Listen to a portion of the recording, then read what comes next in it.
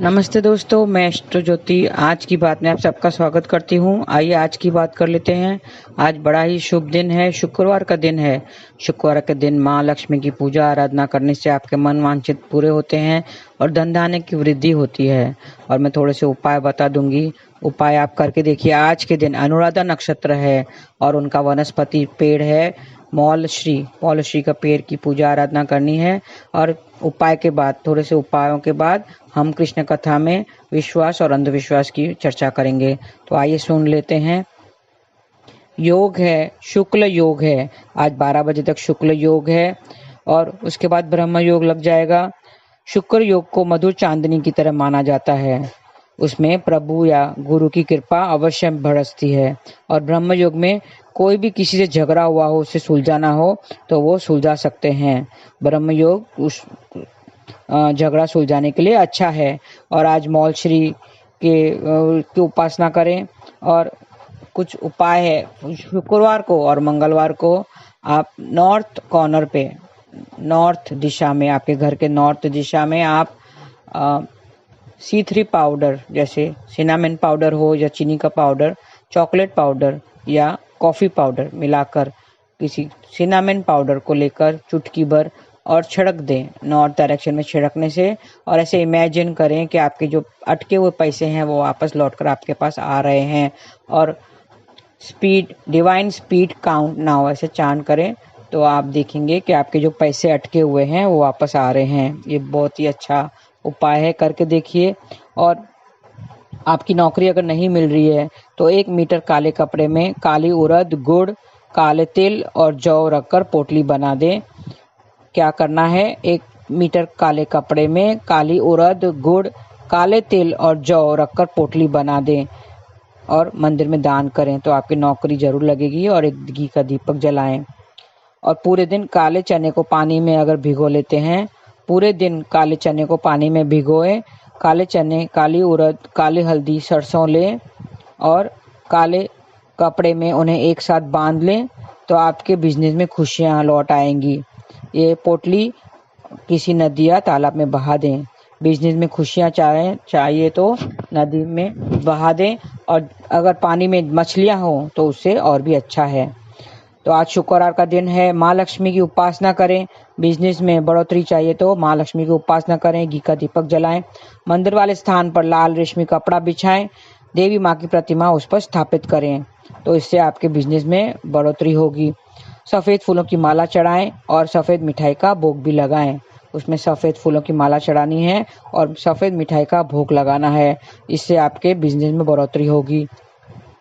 एक बर्तन में पानी भरकर दुर्वा डालें और मंदिर में दान कर लें तो आपके काम सब पूरे हो जाएंगे। परिवार के बड़े बुजुर्गों का आशीर्वाद लेना है। आज आपको मौलश्री के पेड़ की उपासना भी करनी है। हर प्रकार की आज़ादी के लिए मौलश्री पेड़ की उपासना करनी है। पेड़ को हाथ जोड़कर प्रणाम करना चाहिए। आज मौलश्री के पेड़ को हाथ जोड़कर प्रणाम करना चाहिए। आज के दिन थोड़े से राई के दाने लेने चाहिए और कमरे के हर कोने में थोड़े से रख दें। कमरे के कोने में रख दें और कल सुबह उन दानों को उठा लें और मंदिर में दान कराइए या किसी पेड़ के नीचे रख दीजिए। ऐसा करने से आपके हर काम में कामयाबी मिलेगी। किसी पेड़ के नीचे रख दें तो इससे आपको कामयाबी जरूर मिलेगी। आज के दिन 11 कौड़ियाँ लेकर पूजा करें तो रिश्ते मजबूत होंगे। 11 कौड़ियाँ लेकर पूजा करें तो रिश्ते मजबूत होंगे। अगले दिन कौड़ियाँ लाल कपड़े में बांधकर अपने पास रख दें। अगले दिन कौड़ियाँ लाल रंग के कपड़े में बांधकर अपने पास रख दें। और 43 दिनों को लगातार 17 चिड़ियों को डालें। आर्थिक स्थिति मजबूत करनी है तो 43 दिनों तक लगातार 17 चिड़ियों को डालें। देखिए, चिड़ियों को डालें, कबूतरों को ना डालें। मंदिर में सफ़ेद फूल और खोए की मिठाई दान करें तो सफलता जरूर मिलेगी। मंदिर में सफ़ेद फूल और खोए की मिठाई आज दान करें तो सफलता जरूर मिलेगी। मिट्टी के लक्ष्मी गणेश की मूर्ति घर में ले आइए और उत्तर पूर्व में लकड़ी के चौकी पर उसे स्थापित करें। दूध से स्नान कराएं, फिर शुद्ध जल से स्नान कराएं और अपने मंदिर में स्थापित कर लें और वो पानी और दूध पूरे घर में छिड़क दें तो आपकी सुख समृद्धि बढ़ेगी। घर में सुख समृद्धि बढ़ेगी। दूध चावल की खीर को देवी माँ को भोग लगाएं। दूध चावल की खीर में थोड़ा सा केसर भी मिला दें तो आपकी जो पोजीशन है वो इम्प्रूव हो जाएगी। एक छोटा सा मिट्टी का कलश लें और चावल से भर दें और उसे अच्छे से ढक्कन से पैक कर दें और मंदिर में दान कराइए, तो इससे धन दौलत की वृद्धि होगी। तो ये छोटे से उपाय मैंने बता दिए हैं, आप आज के दिन कीजिए। आज अनुराधा नक्षत्र है और योग मैंने बताया था ब्रह्म योग होगा 12 के बाद, तो अच्छा योग है, तो आप कीजिए। और आज कृष्ण कथा में हम विश्वास की बात करते हैं। ईश्वर का नाम हमारे चित्त रूपी दर्पण को स्वच्छ करता है, साफ करता है। नाम ज्ञान देता है, विद्या देता है और आनंद को देने वाला है। ईश्वर का नाम कल्याणकारी है। हम इतनी महिमा गाते हैं फिर भी लोगों को विश्वास नहीं होता है, लोगों को ईश्वर पर विश्वास नहीं है। विश्वास एक बहुत बड़ी चीज़ है। लोग कहते हैं कि भगवान नहीं है क्योंकि उन्हें विश्वास नहीं है। भगवान तो है, जरूर है, विश्वास हो ना हो। हमारा मन विचलित होता है, बहुत सारी चीज़ों में ध्यान लगता है हमारे मन में। वैसे एक दिन में 60,000 थॉट्स उत्पन्न होते हैं, लेकिन क्या सब बातों पर हमारा विश्वास होता है? नहीं। जीव को पहले अपने ऊपर विश्वास होना चाहिए। जीव को पहले अपने ऊपर विश्वास होना चाहिए। मैंने पहले भी बताया था, डिजायर्स, बिलीव्स। डिजायर अगर है मन में तो बिलीफ होना जरूरी है। बिलीफ नहीं होगा तो डिजायर्स पूरे नहीं होंगे। तो पहले तो बिलीफ, विश्वास अपने ऊपर होना चाहिए। आत्मविश्वास सबसे बड़ी चीज़ है, ऊंची चीज़ है। उससे ईश्वर पे भी विश्वास बैठ जाएगा। अगर आत्मविश्वास होगा तो फिर ईश्वर पर भी विश्वास बैठ जाएगा। भगवान क्या मंदिर में वास करते हैं? नहीं, वो हमारे विश्वास में वास करते हैं। विश्वास, वो हमारे विश्वास में ही वास करते हैं। जैसे कंस को कृष्ण में विश्वास नहीं था। कंस को कृष्ण में विश्वास नहीं था, उसने कभी उसमें ईश्वर नहीं देखा था, इसके लिए उसको मारने के लिए चला था। और दुर्योधन के पास तो चॉइस भी था, उसको कृष्ण ने उसके पास जाने के लिए, लेकिन कृष्ण उसके पास बैठे थे, सामने बैठे थे और उसको चॉइस दिया था, या तो मुझे चुनो या तो मेरी नारायणी सेना को चुन लो। लेकिन दुर्योधन को कृष्ण में ईश्वर नहीं दिखा और उसे विश्वास नहीं था। उसने सोचा कि कृष्ण मेरी कैसे सहायता कर सकेंगे, वो जब अस्त्र शस्त्र ही नहीं उठाएंगे तो मेरी सहायता कैसे करेंगे, तो उसने कृष्ण को नहीं चुना। उसी तरह अर्जुन को ईश्वर का पूर्ण विश्वास था, उस पर विश्वास था कि सिर्फ कृष्ण ही उसे जिता सकते हैं, कृष्ण ही उसे बचा सकते हैं और उसकी तकलीफों को दूर कर सकते हैं। इसके लिए उसने कृष्ण का साथ कभी नहीं छोड़ा। जीवन में उतार चढ़ाव तो लगे रहते हैं, कोई भी सुखी नहीं है। आपने देखा होगा इस जीवन में कोई भी, दुनिया में कोई भी सुखी नहीं है। किसी ने हर एक को कोई ना कोई दुख लगा ही रहता है। मैंने इतनी भक्ति की फिर भी मेरे जिंदगी में इतनी तकलीफ क्यों आई? ऐसे क्वेश्चंस बार बार आते हैं कि मैंने इतनी भक्ति की लेकिन फिर भी मेरे जीवन में इतनी तकलीफ क्यों आई? तो क्या अगर भक्ति नहीं करते तो ये तकलीफ नहीं आती? ऐसा नहीं है। सोचो जरा, अगर आप भक्ति नहीं करते तो इससे ज्यादा तकलीफ मिलती, बहुत ज्यादा तकलीफ मिलती।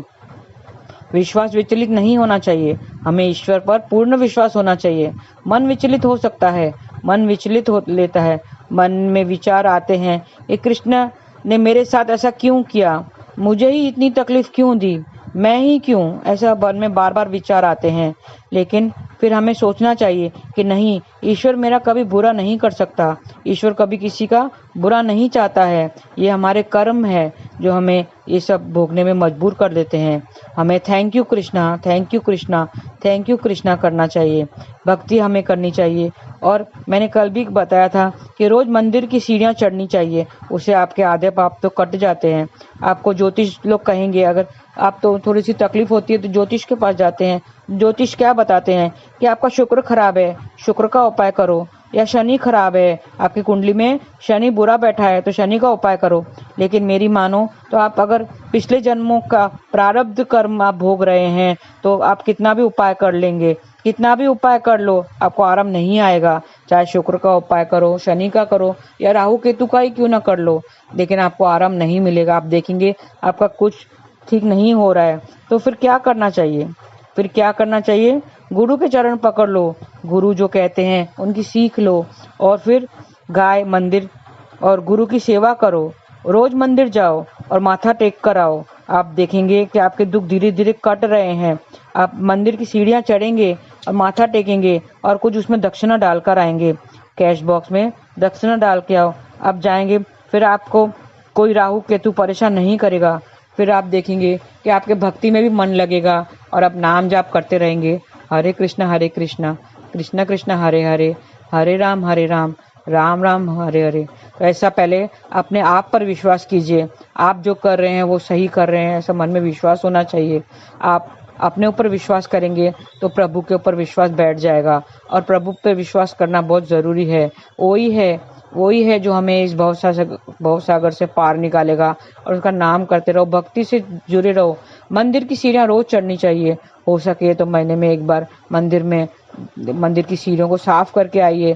तो आप देखेंगे गुरु ही है, गुरु एक ब्लेसिंग्स है। आपकी कुंडली का जो गुरु है वो 100 अवगुणों को माफ कर देता है। गुरु एक ब्लेसिंग है, तो गुरु को स्ट्रांग कीजिए। आपका गुरु कहीं भी बैठा हो, गुरु को स्ट्रांग कीजिए। आप पीली चीजों से कनेक्टेड रहिए। और ब्राह्मणों को, मंदिर आप जाते हैं, मंदिर में जो बैठा हुआ है ब्राह्मण पंडित जो भी है, उनका हाथ जोड़कर प्रणाम कीजिए और उनको अपना हाथ अपने सर पे रखने दीजिए।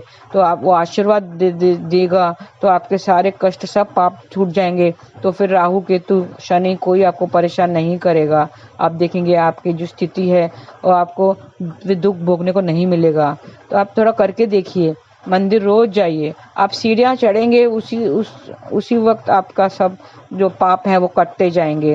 रोज सीढ़ियाँ चढ़िए। और जो ब्राह्मण है, हो सके तो कोई उत्सव वगैरह में ब्राह्मणों को अच्छे से घर बुलाकर उन्हें भोजन खिलाइए और दक्षिणा दीजिए और पैर छूकर आशीर्वाद लें। तो इससे सारे पाप आपका मिट जाएगा और आपका जुपिटर स्ट्रांग हो जाएगा। किसी को ब्राह्मण जो भी हो या टीचर हो जो आपको सिखा रहा हो, आपने देखा होगा स्कूल की टीचर हो या कॉलेज में आपको कुछ शिक्षा दे रहा हो या कहीं पे आपके टीचर हो, वो टीचर भी आपका गुरु है। अगर टीचर का अपमान करेंगे, गुरु का अपमान करेंगे तो आपका जुपिटर खराब हो जाएगा, और जुपिटर खराब हो गया तो आपको कभी सुख नहीं मिल पाएगा, आपको दुख ही भोगना पड़ेगा। तो आप गुरु का कभी अपमान मत करो। वो गुरु दोष लग जाता है तो वो कभी भी नहीं छूटता है। कितना भी आप उपाय करेंगे तो गुरु दोष कभी नहीं मिटता है। तो गुरु का सम्मान कीजिए। कैसा भी गुरु हो, आपको कोई भी शिक्षा दे रहा हो, उसका सम्मान कीजिए और उनका आशीर्वाद लीजिए, ब्लेसिंग लीजिए, क्योंकि ब्लेसिंग्स ही हैं जो आपको ये पार निकालेगा। और मेरा हरि का नाम लेते रहिए, कृष्ण का नाम लेते रहिए। हरे कृष्ण कृष्ण कृष्ण हरे हरे, हरे राम राम राम हरे हरे। तो आज के लिए बस इतना ही। आपका दिन शुभ रहे। हरे कृष्ण।